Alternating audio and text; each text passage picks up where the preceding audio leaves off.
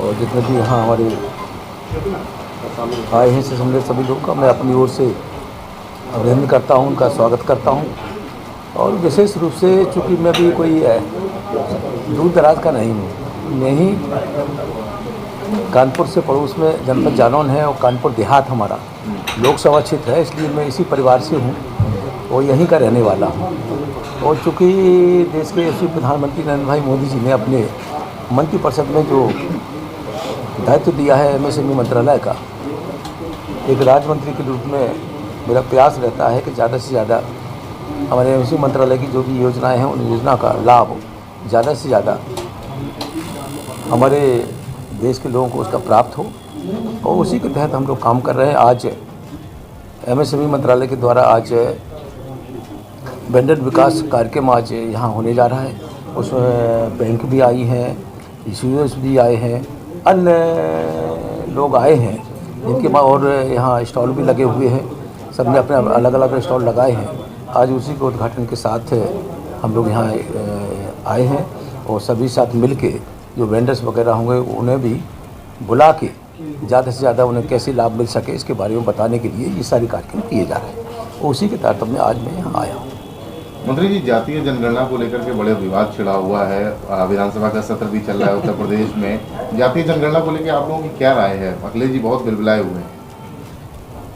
देखिए, जातीय जनगणना की जो बात कर रहे हैं वो समय आएगा तो सब होगा, क्योंकि आप देखते हो भारतीय जनता पार्टी समय के हिसाब से सब काम कर रही है और वो काम कर रही है जो राष्ट्र की जनता के हित में हो। हमारे योगी जी हैं तो प्रदेश की जनता के हित में जो काम है वो सारे काम कर रहे हैं। आप इसके पक्ष और प्रधानमंत्री जी भी राष्ट्र की सारी चीज़ों को देख के आगे बढ़ रहे हैं और जनता के लिए जो भी योजना है, चाहे वो कानून में बदलाव करने की आवश्यकता हो, कुछ भी हो, वो सब करने के लिए तैयार हैं, वो कर रहे हैं। आप जैसे नेताओं पे बड़ा दबाव रहता होगा जब जातीय जनगणना की बात आती होगी। आप भी एक खास तबके से आते हैं। केशव प्रसाद मौर्य अब खुलेआम कह रहे हैं कि जातीय जनगणना के पक्षधर हैं। तो आप लोग जब प्रधानमंत्री जी से मिलते हैं तो उन लोगों से क्या बातचीत होती है और क्या निकल के सामने आता है? नहीं, विशेष रूप से प्रधानमंत्री जी के सामने हम लोग बैठते हैं सारी चीज़ें, तो इसके संबंध में अभी कोई बात नहीं हुई। मुझे क्या लगता है जातीय जनगणना की जानी चाहिए? हमारे हिसाब से देश को एक करने के लिए जी, देश में जितनी भी जातियां हैं, चाहे वो संप्रदाय हो चाहे कोई भी हो, सबकी जनगणना एक साथ होना चाहिए। एक साथ जातिगत आधार पर जैसे 1933 में हुआ था। हमारे हिसाब से तो सभी की जनगणना होना चाहिए जातिगत आधार पर। जातीय जनगणना को लेकर ही आपके सहयोगी दल उत्तर प्रदेश में हैं, निषाद पार्टी के, उनको छुड़वैये नेता अखिलेश यादव कह रहे हैं कि वो छुड़वैये नेता हैं, वो नाराज हो गए, पैदल मार्च कर रहे हैं, वो इसके पक्ष में बयान दे रहे हैं। विशेष रूप से मैं कह सकता हूं कि जो दल बने हुए हैं, 2024 का चुनाव आने वाला है, अभी नगर पालिका उत्तर प्रदेश में नगर पालिका के चुनाव आने वाले हैं, जेडीसी बैंक के चुनाव आने वाले हैं।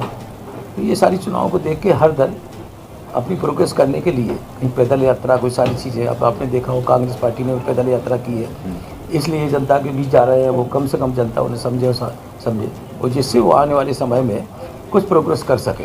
प्रोग्रेस की जैसे सभी लोग मेहनत कर रहे हैं तो उसी तरीके से ये भी मेहनत कर रहे हैं। उत्तर प्रदेश सरकार को कानून व्यवस्था के लिए बड़ा कहा जाता है कि बहुत अच्छी दुरुस्त कानून व्यवस्था, लेकिन प्रयागराज में कल एक घटना हुई, इसको लेकर के तमाम सवाल उठ खड़े हुए हैं कि घर में घुस करके गवाह की हत्या कर दी जाती है।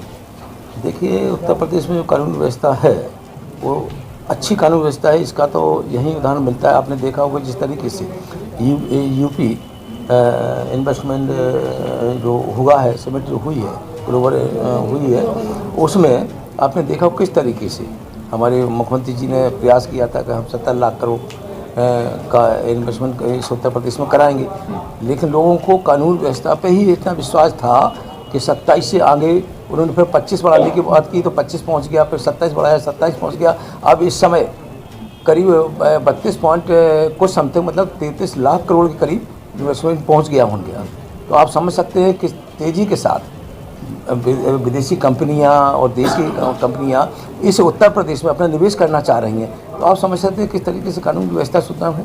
कानून व्यवस्था के ऊपर ही लोग प्रदेशों में जाते हैं और उसी को लेकर वो यहाँ आए हैं। मंत्री, साल 2016 में कानपुर में एक बड़ा प्रोजेक्ट आया आपके डिपार्टमेंट का, टेक्नोलॉजी डेवलपमेंट सेंटर। आज तक वो शुरू नहीं हो सका। एमएसएमई अफसरों का ये हाल है कि वो उसको देखने तक नहीं जाते। सितंबर में वहाँ पर रिक्रूटमेंट के विज्ञापन निकालता है आपका मंत्रालय, अक्टूबर तक उसको पूरा करने की बात कही जाती, आज तक वहाँ रिक्रूटमेंट नहीं हुआ।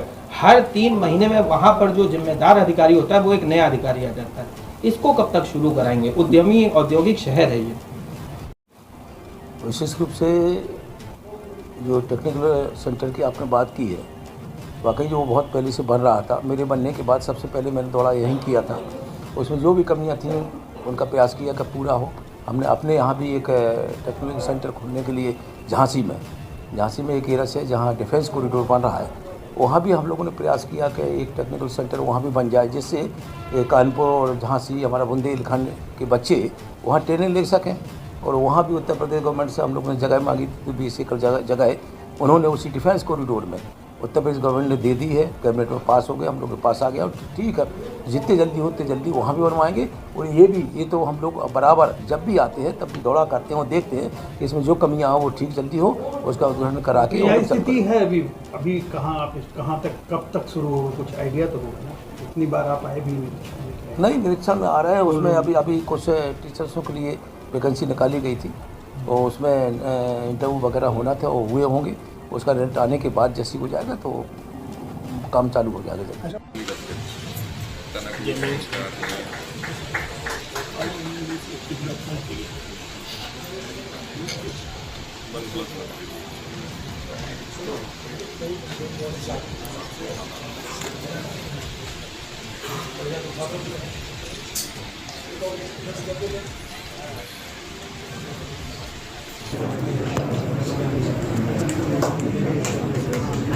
मैं रिक्वेस्ट करूंगी सर से कि श्री श्याम सिंह सिसोदिया जी का करें।